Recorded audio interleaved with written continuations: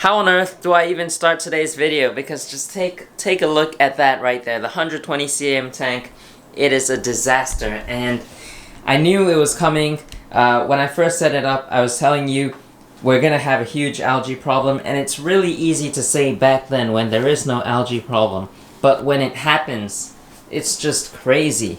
Like, it feels like it's going to be impossible to solve this, but I know it's possible. We can do it. Take a look at the glass. It's covered in algae. The plants, some of the plants are also covered in algae, and the driftwood as well. It's just a huge mess right here. The good news though is that the room is starting to look a little bit cleaner. It's still a bit messy over here, but I'm organizing some stuff.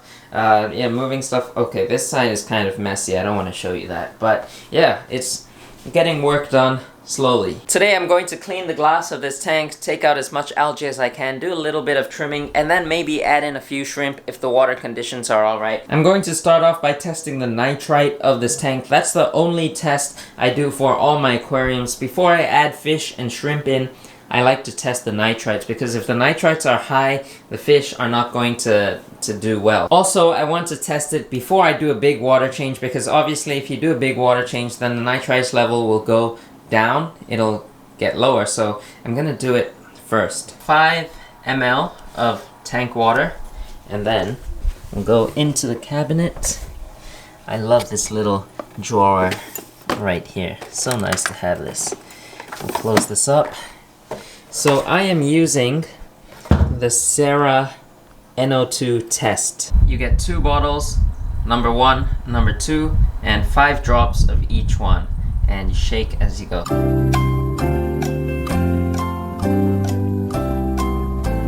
Alright, check that out. It's been 5 minutes. It's all yellow. It means it is zero nitrites in this tank, so we are safe to add some shrimp in today. So now that we know the water is all good for fish, livestock to go in this tank, I'm going to do a water change and clean off all the algae that's on the glass and all the algae that's growing on the plants and on the driftwood. And I probably will clean the lily pipes and the hoses as well. They're not that dirty, but I want to keep them as clean as possible.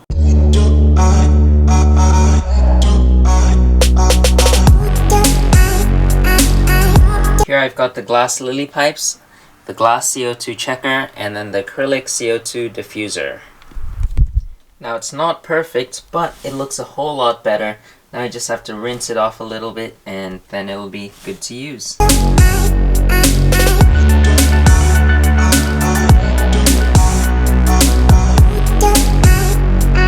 Now next up, if you take a look at my 𝗯𝘂𝘀𝗶𝗀𝘀 as well as my 𝗲𝗾𝗂𝗀𝘀𝗀, they're covered in algae. And the other day when I noticed this, I didn't know what kind of algae, so I was searching up, and I thought it might be 𝗲𝗾𝗀𝗀𝘀. Take a look at this. This is just some crazy algae. It's really coarse.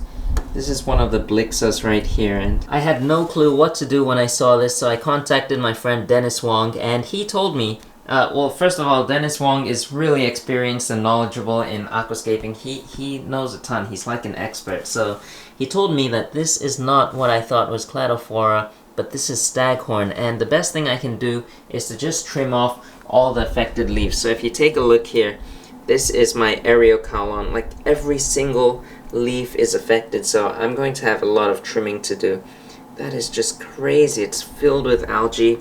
And then my 𝗯𝘂𝘀𝗀𝗀𝗀, over here, like almost half of it is covered in this staghorn. So yeah, I have a lot of trimming to do. Take a look at this 𝗲𝗾𝗂𝗀𝗀𝗀𝗀. This is crazy. So you can see that since I planted it a few weeks ago, it's grown some new roots. These white, clean looking roots are new growth, and some of the leaves still look alright, but I think most of it is pretty bad. That is just crazy, man. I don't know what to do. Look at this. This is just really bad. What I'm doing right now is I'm taking out each individual plant and removing all the affected leaves. You can see some of them are still good, so that's a good sign that there's still life in them and that the roots are still healthy, so that's good. But I don't know if this is the right way to do it. Dennis told me to trim off all the leaves as close to the bottom as possible, but I don't know, I kind of find it hard to do that. I want to get it off as cleanly as possible and save all of the good leaves. This also puts stress on the plants because moving them, taking them out from the soil, it's gonna put stress on them again, and they're gonna have to adjust when I plant them back. And then all the bad leaves are going in this bucket. Oh my goodness, that is horrible. I've removed as much of the bad leaves as possible. Now I'm filling the tank up with water. And I also took out more water because the tank was just covered in algae, but the 𝗯𝘂𝗀𝘀𝗀𝘀, is looking much better. And the 𝗲𝗾𝗀𝗀𝗀𝘀, it's very thin, you can hardly see it anymore, but they're in there and I hope they'll grow back. Over here, this is the mess. This is just crazy. These are all the 𝗯𝘂𝗀𝗀𝗀𝘀 leaves right here, and then the 𝗲𝗾𝗀𝗀𝗀𝗀𝗀𝗀s are, oh my goodness. I really hope that you never have to deal with this algae because this is just horrible. It's my first time ever dealing with this algae and I never want to see it again.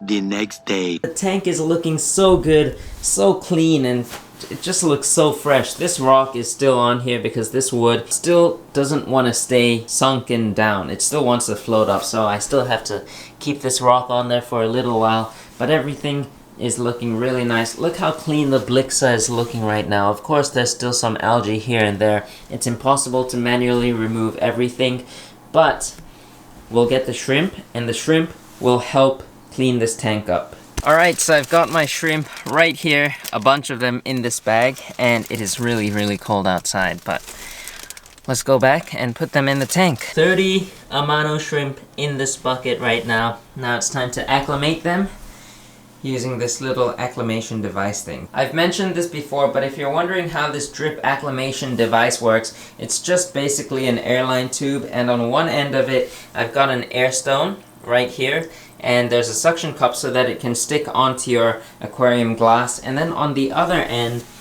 there's this valve so that you can control the flow of water. Most aquarists will use this for their fish room air system so that they can control the flow of water for their sponge filters or air stone, but for this case I'm using it as an acclimation system, and if I want more water to flow out, I just turn this a little bit and you can see right there there's more water flowing.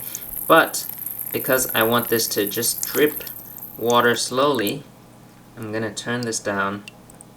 It's kind of tricky with one hand. So just like that, you can see water is dripping, and now the shrimp can slowly acclimate to their new tank water parameter.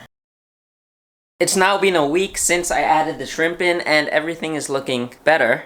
Still not perfect, but you can see the plants have grown in a lot, and the algae has gone down quite significantly, but there is still a bunch of staghorn algae all around the tank. It's everywhere. Like here you can see there's a bunch of it. So it kind of sucks that it spread everywhere. Now I don't know what I'm gonna do. Like you can see here as well, that's a bunch of staghorn algae, and that's a piece of rock, by the way. There's also been a bunch of pest snails just popping out of nowhere, so that is really annoying. I really didn't want snails in this tank, but it must have come from the 𝗲𝗾𝗾𝗀𝗀𝗀𝘀 or the 𝗯𝘂𝗀𝗀𝗀𝗀𝗀, so that really, really sucks. And there's a bunch of leaves where the snails have been laying their eggs on, like this for instance, and I've been trying to trim them off. So yeah, it's not fun.